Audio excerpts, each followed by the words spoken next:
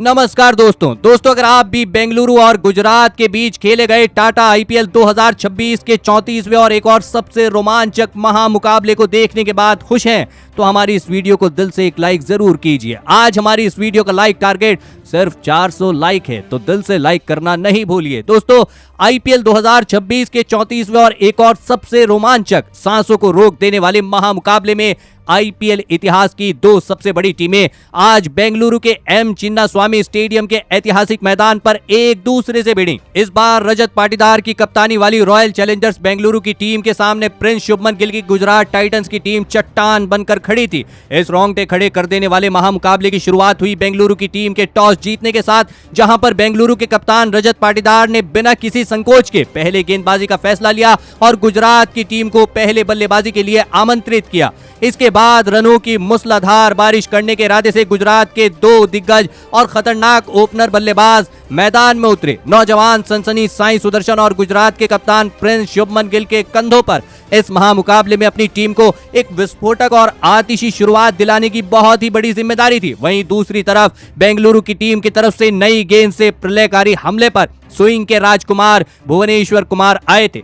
भुवनेश्वर कुमार शुरुआत से ही अपनी जादुई गेंदों से दोनों ही गुजरात के ओपनर बल्लेबाजों को सटीक टप्पे पर गेंदबाजी करते नजर आ रहे थे। नई गेंद से गजब का नियंत्रण इस ओवर में भुवी की गेंदबाजी में साफ नजर आ रहा था, लेकिन तभी इस ओवर की चौथी गेंद पर साई सुदर्शन लगभग भुवनेश्वर कुमार की एक बाहर जाती हुई गेंद के जाल में फंस चुके थे। लेकिन बल्ले का मोटा बाहरी किनारा लगा और गेंद शॉर्ट थर्ड मैन की तरफ से 4 रनों के लिए सीमा रेखा के बाहर चली गई। ये गुजरात की पारी का पहला चौका था। हालांकि चौका लगने के बाद भी भुवनेश्वर कुमार ने शानदार वापसी की और इस ओवर से सिर्फ 7 रन ही आए। अब दूसरे छोर से रफ्तार के सौदागर जोश हेजलवुड गेंदबाजी का मोर्चा संभालने आए। हेजलवुड इस ओवर में बेहद घातक और आग उगलती गेंदबाजी कर रहे थे। विकेट लेने वाली हर एक तरकीब का इस्तेमाल हेजलवुड ने अपने इस ओवर में किया। आलम यह था कि चौका तो छोड़िए, एक एक रन के लिए साई सुदर्शन और शुभमन गिल की ये जोड़ी मैदान पर तरसती नजर आई। जोश हेजलवुड के बाद पारी के तीसरे ओवर में स्विंग के सुल्तान भुवनेश्वर कुमार फिर से गेंदबाजी पर लौटे, लेकिन इस बार साई सुदर्शन ने भुवी का स्वागत एक बहुत ही खूबसूरत और कलात्मक चौके के साथ किया, जहां उन्होंने स्लिप और थर्ड मैन के बीच शानदार गैप ढूंढा। साई सुदर्शन यहीं पर नहीं रुके, ओवर की चौथी गेंद पर भी डीप एक्स्ट्रा कवर की तरफ उन्होंने एक और कड़क चौका बटोर लिया। भुवनेश्वर कुमार इस ओवर में थोड़ा महंगा साबित हुए और गुजरात की ये साझेदारी इस मुकाबले में एक मजबूत और ठोस शुरुआत करती हुई नजर आ रही थी। पारी के चौथे ओवर में कप्तान ने गेंदबाजी में बदलाव किया और रसिक सलाम को गेंद थमाई, लेकिन रसिक सलाम के इस ओवर में भी साई सुदर्शन ने अपनी आक्रामक बल्लेबाजी का लोहा मनवाया और 2 लगातार करारे चौके जड़कर रसिक सलाम के होश उड़ा दिए। साई सुदर्शन इस मुकाबले में शुरुआत से ही गजब के रंग में दिख रहे थे, जिसने बेंगलुरु के कप्तान रजत पाटीदार को गहरी सोच में डाल दिया था। तभी अनुभवी और खतरनाक जोश हेजलवुड फिर से गेंदबाजी पर लौटे, लेकिन साई सुदर्शन ने आज किसी की भी परवाह नहीं की। उन्होंने इस ओवर में 2 शानदार चौके और डीप पॉइंट के ऊपर से एक बेहद ही खूबसूरत और गगनचुंबी छक्का जड़कर चिन्नास्वामी में कोहराम मचा दिया। गुजरात की ओपनिंग जोड़ी के इस प्रलयकारी हमले के चलते बेंगलुरु की गेंदबाजी अब भारी मुश्किल में दिख रही थी। पावर प्ले के आखिरी ओवर में एक बार फिर रसिक सलाम को जिम्मेदारी दी गई। इस ओवर की तीसरी ही गेंद पर कप्तान शुभमन गिल ने अपना जादुई क्लास दिखाया और मिड ऑन के ऊपर से एक करारा चौका हासिल कर लिया। इसी चौके के साथ गुजरात की ओपनिंग जोड़ी के 50 रनों की धमाकेदार और ऐतिहासिक साझेदारी भी पूरी हो चुकी थी। कप्तान रजत पाटीदार अब भारी दबाव में थे और इस साझेदारी को तोड़ना अब बेंगलुरु के लिए संजीवनी की तरह जरूरी हो चुका था। रसिक सलाम के इसी ओवर में फिर से बैकवर्ड स्क्वायर की तरफ साई सुदर्शन ने अपने ही सिग्नेचर स्टाइल में एक और चौका बटोर लिया। पावर प्ले पूरी तरह से गुजरात टाइटंस के नाम रहा, क्योंकि बिना कोई विकेट गंवाए गुजरात ने 57 रनों का मजबूत स्कोरबोर्ड पर टांग दिया था। जी हां, जैसे ही पावर प्ले की पाबंदियां खत्म हुई, चतुर कप्तान ने कृणाल पांड्या को आक्रमण पर लगाया। कृणाल ने अपनी चतुराई और सटीक लाइन लेंथ का पूरी तरह इस्तेमाल किया और सेट हो चुके गुजरात के इन दोनों ओपनर बल्लेबाजों को पूरी तरह से खामोश कर दिया। बहुत समय बाद एक किफायती और जानदार ओवर बेंगलुरु के किसी गेंदबाज ने इस मुकाबले में डाला था। लेकिन कृणाल पांड्या के इस ओवर के खत्म होने के बाद कप्तान ने अब रोमारियो शेफर्ड को हमले के लिए गेंद थमाई, लेकिन रोमारियो शेफर्ड के इस ओवर की दूसरी ही गेंद पर साई सुदर्शन ने एक प्लेकारी और जबरदस्त छक्का जड़ते हुए अपना इस मुकाबले का एक लाजवाब अर्धशतक स्टाइल में पूरा कर लिया। साई सुदर्शन की इस आतिशी पारी ने बेंगलुरु के खेमे को पूरी तरह हैरान और परेशान कर दिया था। अर्धशतक लगाने के बाद भी ये नौजवान बल्लेबाज रुका नहीं और अगली ही गेंद पर अपनी जादुई टाइमिंग के साथ एक और कड़क चौका बटोर लिया। रोमारियो शेफर्ड का ये ओवर अब बेंगलुरु के लिए किसी बुरे सपने की तरह बड़ा बनता जा रहा था। तभी स्ट्राइक पर आए गुजरात के कप्तान प्रिंस शुभमन गिल ने आग में घी डालने का काम किया और मिड विकेट की तरफ एक और गजब का चौका जड़ दिया। इसी के साथ रोमारियो शेफर्ड के इस ओवर से गुजरात की टीम को पूरे 17 रन मिले। गुजरात की इस ओपनिंग जोड़ी ने बेंगलुरु के हर एक गेंदबाज की बखियां उधेड़ कर रख दी थी। बेंगलुरु की मुश्किलें अब हिमालय की तरह बढ़ती जा रही थी। कप्तान रजत पाटीदार ने एक बार फिर कृणाल पांड्या पर भरोसा जताया, लेकिन उनकी दूसरी ही गेंद पर एक अनप्लेबल बाउंसर को साई सुदर्शन ने बैकवर्ड पॉइंट के ऊपर से उड़ाते हुए एक अचंभित करने वाला छक्का जड़ दिया। इस शॉट ने मैदान पर मौजूद हर एक दर्शक को दांतों तले उंगली दबाने पर मजबूर कर दिया। साई सुदर्शन यही नहीं रुके, उन्होंने ओवर की आखिरी गेंद पर घुटना टेका और एक और गगनचुंबी छक्का मिड विकेट की तरफ दे मारा। कृणाल पांड्या के इस ओवर से 16 रन आए और उन्हें भारी मन से गेंदबाजी से वापस जाना पड़ा।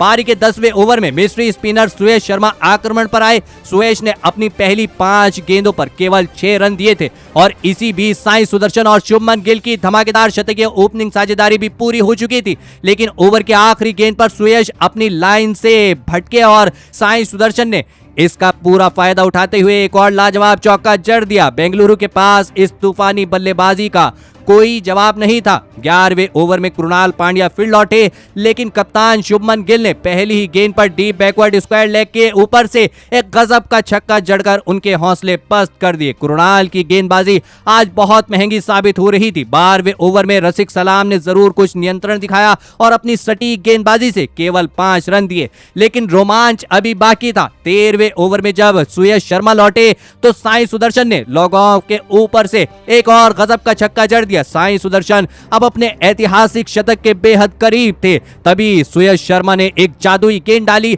और सेट हो चुके कप्तान शुभमन गिल को देवदत्त पड्डीकल के हाथों कैच आउट करवाकर बेंगलुरु को पहली सफलता दिलाई। शुभमन गिल 24 गेंदों में 32 रन बनाकर आउट हुए और इसी के साथ 128 रनों की विशाल साझेदारी का अंत हुआ। अब मैदान पर जॉस बटलर का आगमन हुआ। उनके आते ही भुवनेश्वर कुमार को गेंद थमाई गई, लेकिन भुवी एक आसान सी फुल टॉस डाल बैठे और अपनी आंखें गड़ा चुके साई सुदर्शन ने डीप मिड विकेट की तरफ एक शानदार चौका बटोर लिया। दबाव अब बेंगलुरु के सबसे अनुभवी गेंदबाज पर भी साफ दिख रहा था।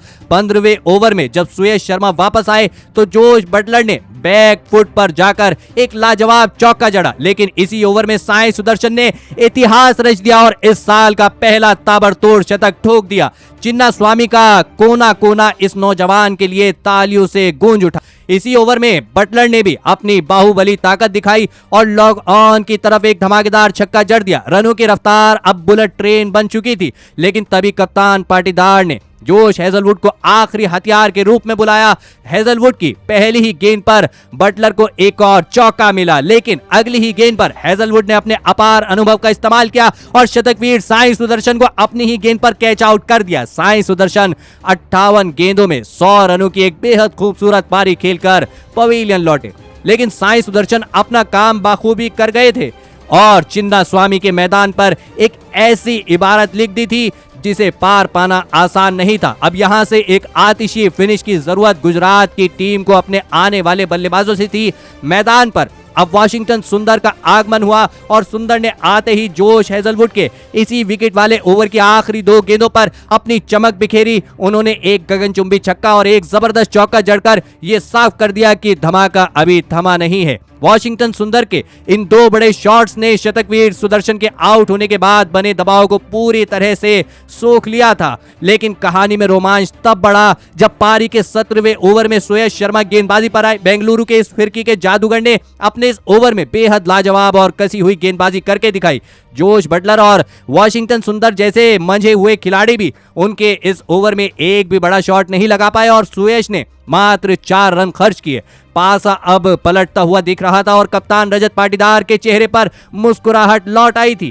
दबाव अब गुजरात की टीम पर था और इसे और गहरा करने के लिए स्विंग के सुल्तान भुवनेश्वर कुमार को मोर्चे पर बुलाया गया। भुवी ने अपने इस ओवर की पहली 3 गेंदों पर बस 3 ही रन दिए। आलम यह था कि पिछले 9 गेंदों से एक भी चौका या छक्का गुजरात के खाते में नहीं आया था, जिसने बटलर द ब्लास्टर को जोखिम लेने पर मजबूर कर दिया। इसी दबाव के बीच जोश बटलर एक गलत शॉट खेल बैठे और जोश हेजलवुड के हाथों एक आसान सा कैच थमा बैठे। जोश बटलर इस मुकाबले में 16 गेंदों में 25 रन बनाकर पवेलियन लौटे।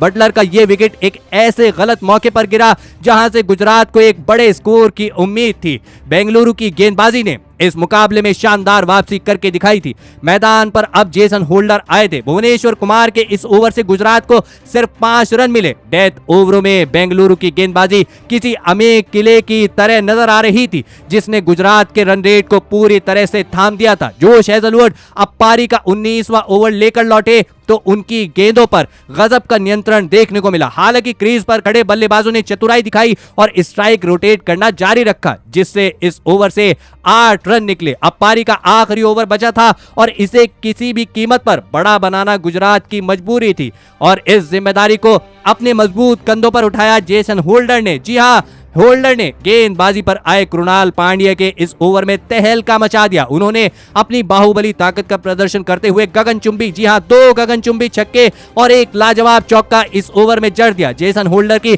इस आखिरी ओवर की धमाकेदार बल्लेबाजी के चलते गुजरात टाइटंस ने निर्धारित 20 ओवर में 205 रनों का एक विशाल और पहाड़ जैसा लक्ष्य बेंगलुरु की टीम के सामने खड़ा कर दिया। इसके बाद गुजरात से मिले 206 रनों के एक विशाल और चुनौतीपूर्ण लक्ष्य का पीछा करने बेंगलुरु के 2 दिग्गज और धुरंधर ओपनर बल्लेबाज मैदान में उतरे। किंग विराट कोहली और उनके साथ इस बार आए जैकब बैथल के कंधों पर इस महामुकाबले में अपनी टीम को एक विस्फोटक और तूफानी शुरुआत दिलाने की बहुत ही बड़ी जिम्मेदारी थी। तो वहीं गुजरात की टीम की तरफ से पारी की शुरुआत करने मियां भाई मोहम्मद सिराज आए थे, लेकिन सिराज के इस ओवर की तीसरी ही गेंद पर विराट कोहली को आउट करने का एक बहुत ही सुनहरा मौका बना था। विराट कोहली ने एक फ्लिक शॉट खेला था जो सीधे मिड विकेट पर खड़े वॉशिंगटन सुंदर की झोली में चला गया था। कैच बेहद आसान था, लेकिन सुंदर ने उसे टपका दिया। ये इस महामुकाबले का सबसे बड़ा और निर्णायक पल साबित हो सकता था। मोहम्मद सिराज अपने पहले ओवर में बेहद सटीक और शानदार गेंदबाजी कर रहे थे, जिसके चलते पहले ओवर से बस 5 रन ही बेंगलुरु की टीम को मिले। दूसरे छोर से अब रफ्तार के सौदागर कगिसो रबाडा गेंदबाजी का मोर्चा संभालने आए। रबाडा की पहली ही गेंद पर बल्ले का अंदरूनी किनारा लगा और जैकब बैथल को एक भाग्यशाली चौका हासिल हो गया। गेंद स्टंप्स के बेहद करीब से निकल गई। इसी ओवर में किंग कोहली ने भी अपना बल्ला खोला और लॉन्ग ऑन के ऊपर से एक धमाकेदार चौका जड़ दिया। इसी के साथ विराट कोहली ने अपने आईपीएल करियर के ऐतिहासिक 800 चौके भी पूरे कर लिए। अब बेंगलुरु की ये ओपनिंग जोड़ी अपने असली और रौद्र रूप में नजर आ रही थी। पारी के तीसरे ओवर में खतरनाक मोहम्मद सिराज फिर से गेंदबाजी पर लौटे। जैकब बैथल ने अब बड़े प्रहार करने का मन बना लिया था और उन्होंने सिराज के इस ओवर में 2 बेमिसाल चौके जड़ दिए, लेकिन सिराज ने भी हार नहीं मानी और ओवर की आखिरी गेंद पर बैथल को शाहरुख खान के हाथों कैच आउट कराकर अपना बदला ले लिया। जैकब बैथल 10 गेंदों में 14 रन बनाकर आउट हुए और बेंगलुरु की पहली साझेदारी टूट गई। अब बल्लेबाजी के लिए देवदत्त पडिक्कल मैदान में उतरे। कगिसो रबाडा के अगले ओवर की पहली ही गेंद पर विराट कोहली ने फिर से अपनी क्लास दिखाई और जादुई टाइमिंग के साथ एक और चौका बटोर लिया। विराट का हर एक शॉट वॉशिंगटन सुंदर को चुभ रहा था, क्योंकि उन्होंने 0 के निजी स्कोर पर कोहली को जीवन दान दिया था। इसी ओवर में पडिक्कल ने लगभग 153 की बिजली जैसी रफ्तार वाली गेंद को बड़ी आसानी से डीप स्क्वायर लेग की तरफ छक्के के लिए भेज दिया। पडिक्कल का यह खतरनाक फॉर्म गुजरात के गेंदबाजों के लिए खतरे की घंटी था। जी हां दोस्तों, मोहम्मद सिराज के अगले ओवर में भी देवदत्त पडिक्कल पूरी तरह हावी रहे। उन्होंने पहली गेंद पर चौका और आखिरी गेंद पर एक प्रलयकारी छक्का जड़कर सिराज को बैकफुट पर धकेल दिया। सिराज अब थोड़े महंगे साबित होने लगे थे और कोहली पडिक्कल के बीच एक महत्वपूर्ण साझेदारी पनपने लगी थी। पावर प्ले के आखिरी ओवर में जेसन होल्डर गेंदबाजी पर आए, लेकिन विराट कोहली ने उनकी तीसरी गेंद पर मिड विकेट की तरफ एक लाजवाब चौका हासिल कर लिया। पावर प्ले पूरी तरह से बेंगलुरु के नाम रहा। जहां उन्होंने एक विकेट खोकर 58 रन बोर्ड पर लगा दिए थे। 7वें ओवर में प्रसिद्ध कृष्णा को आक्रमण पर लगाया गया, लेकिन गुजरात का ये सबसे सफल गेंदबाज विराट के सामने बेबस नजर आया। कोहली ने लगातार 2 गेंदों पर 2 करारे चौके जड़कर अपने इरादे साफ कर दिए। 8वें ओवर में कप्तान ने अपने सबसे बड़े हथियार राशिद खान को बुलाया, लेकिन करामाती खान का जादू भी आज कोहली के सामने नहीं चल पाया। विराट कोहली ने लॉग ऑन के ऊपर से एक धमाकेदार छक्का और फिर एक शानदार चौका बटोर लिया। इसी के साथ पडिक्कल के साथ उनकी 50 रनों की ऐतिहासिक साझेदारी भी पूरी हो गई। कप्तान शुभमन गिल अब भारी दबाव में थे, क्योंकि बेंगलुरु की ये जोड़ी रुकने का नाम नहीं ले रही थी। 9वें ओवर में प्रसिद्ध कृष्णा फिर से लौटे, लेकिन इस बार देवदत्त पडिक्कल ने मैदान पर कोहराम मचा दिया। उन्होंने प्रसिद्ध कृष्णा जैसे खतरनाक गेंदबाज के खिलाफ एक चौका और 2 लाजवाब छक्के जड़कर ओवर से पूरे 19 रन ठोक दिए। चिन्ना स्वामी का मैदान अब पूरी तरह से बेंगलुरु के नारों से गूंज उठा था। बेंगलुरु की इस प्रलयकारी साझेदारी की बल्लेबाजी देखकर मैदान पर मौजूद हर एक शख्स के होश उड़ चुके थे। चिन्ना स्वामी का ये ऐतिहासिक मैदान आज खुशी से झूम रहा था, लेकिन तभी कप्तान शुभमन गिल ने एक बार फिर अपने सबसे भरोसेमंद सिपाही राशिद खान को गेंद थमाई, मगर आज करामाती खान की फिर की भी काम नहीं आ रही थी, क्योंकि देवदत्त पडिक्कल ने उनके खिलाफ भी 2 गजब के और कड़क चौके जड़ दिए। इसी के साथ पडिक्कल ने केवल 20 गेंदों में अपना इस मुकाबले का धमाकेदार अर्धशतक पूरा कर लिया। पडिक्कल की ये बेखौफ बल्लेबाजी देखकर खुद दूसरे छोर पर खड़े किंग विराट कोहली तक अचंभित रह गए थे। अब यहां से गुजरात की गेंदबाजी को एक जादुई विकेट की सख्त जरूरत थी, वरना ये साझेदारी इस मुकाबले को पूरी तरह एक तरफा बना सकती थी। विकेट की इसी तलाश में फिर से रफ्तार के सौदागर कगिसो रबाडा को आक्रमण पर लगाया गया, लेकिन रबाडा के इस ओवर की पहली ही गेंद पर चेज मास्टर विराट कोहली ने अपना इस मुकाबले का एक और धमाकेदार अर्धशतक पूरा कर लिया। किसी भी रन चेज में अपनी पारी को किस तरह आगे बढ़ाना है, ये विराट कोहली से बेहतर कोई नहीं जानता, और इसी का एक अद्भुत नमूना आज उन्होंने पेश किया। अर्धशतक पूरा करने के बाद तो विराट कोहली और भी ज्यादा घातक नजर आए, जहां उन्होंने रबाडा की गति का फायदा उठाते हुए एक चौका और मिड विकेट की तरफ एक विस्फोटक छक्का जड़ दिया। देखते ही देखते विराट और पडिक्कल की ये साझेदारी 100 रनों का आंकड़ा पार कर चुकी थी और गुजरात की टीम अब बहुत बड़ी मुसीबत में फंस चुकी थी। कप्तान ने अब अनुभवी जेसन होल्डर को गेंदबाजी पर बुलाया, लेकिन छक्के और चौकों की इस मूसलाधार बारिश के बीच जेसन होल्डर ने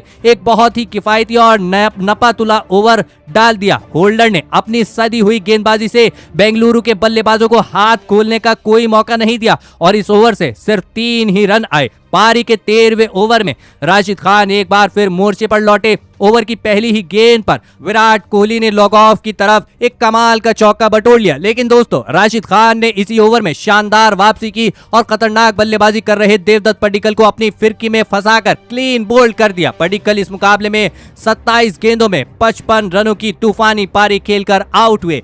राशिद खान ने एक बेहद नाजुक मौके पर बेंगलुरु की 115 रनों की इस विशाल साझेदारी को तोड़ दिया था। अब बल्लेबाजी के लिए बेंगलुरु के कप्तान रजत पाटीदार मैदान में उतरे। अगले ओवर में जेसन होल्डर फिर से गेंदबाजी करने आए, लेकिन उनका सामना हुआ रन मशीन विराट कोहली से। विराट ने अपनी क्लास दिखाते हुए 2 लगातार कमाल के छक्के इस ओवर में जड़ दिए, लेकिन कहानी में बड़ा ट्विस्ट तब आया जब चौथी गेंद पर अपने शतक के काफी नजदीक पहुंच चुके विराट कोहली के बल्ले का अंदरूनी किनारा लगा और वे दुर्भाग्यपूर्ण तरीके से बोल्ड हो गए। विराट कोहली इस मुकाबले में 44 गेंदों में 81 रनों की एक अद्भुत और ऐतिहासिक पारी खेलकर पवेलियन लौटे। विराट का यह विकेट मुकाबले का रुख पलट सकता था और गुजरात के पास वापसी का सुनहरा मौका था। मैदान पर अब जितेश शर्मा आए थे, जिन्होंने आते ही होल्डर की आखिरी गेंद पर एक लाजवाब चौका जड़कर अपने इरादे साफ कर दिए। इसके बाद राशिद खान जब दोबारा लौटे तो कप्तान रजत पाटीदार ने लॉग ऑफ की तरफ एक धमाकेदार छक्का जड़कर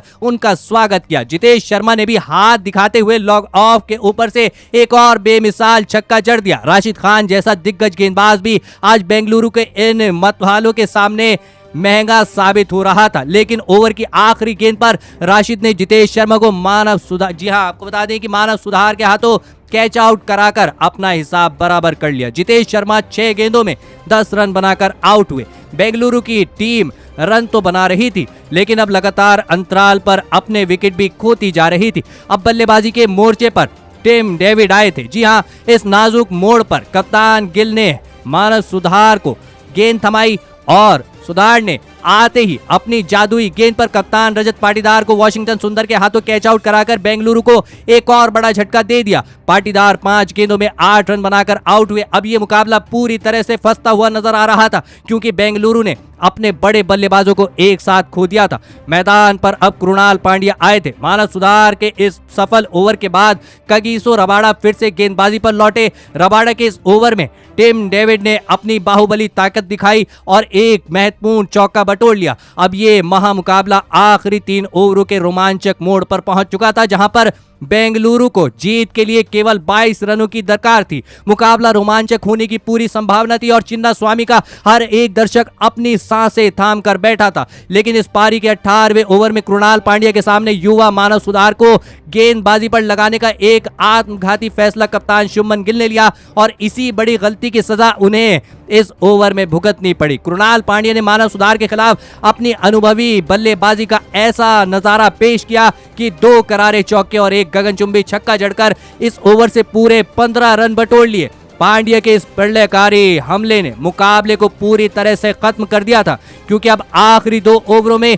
बेंगलुरु को जीत के लिए सिर्फ 7 रनों की मामूली दरकार थी। अब किसी चमत्कार की उम्मीद लगाकर पहाड़ी का 19वां ओवर डालने आए जेसन होल्डर आए थे। जी हां, लेकिन जेसन होल्डर के इस ओवर में भी कृणाल पांड्या का बल्ला आग उगलता रहा और उन्होंने एक और लाजवाब चौका डीप स्क्वायर लेग की तरफ जड़ दिया। और फिर दोस्तों इसी ओवर की 5वीं गेंद पर इस महामुकाबले का विनिंग शॉट भी कृणाल पांड्या के ही बल्ले से निकला। इसी के साथ रॉयल चैलेंजर्स बेंगलुरु की टीम ने अपने आखिरी होम ग्राउंड पर खेले गए इस मुकाबले में 5 विकेट से गुजरात टाइटंस को धूल चटाकर एक बहुत बड़ा कारनामा करके दिखाया। बेंगलुरु की टीम ने इस महामुकाबले में एक विशाल दिख रहे हिमालय जैसे लक्ष्य को अपनी विध्वंसक बल्लेबाजी के दम पर हासिल कर लिया। लेकिन दोस्तों अगर बेंगलुरु का वो एक शूरवीर बल्लेबाज आज मैदान पर अंगद की तरह पैर जमाकर खड़ा नहीं होता तो ये मुकाबला किसी भी तरफ जा सकता था। जी हां, हम बात कर रहे हैं इस सदी के सबसे महान और आधुनिक युग के चेज मास्टर विराट कोहली की,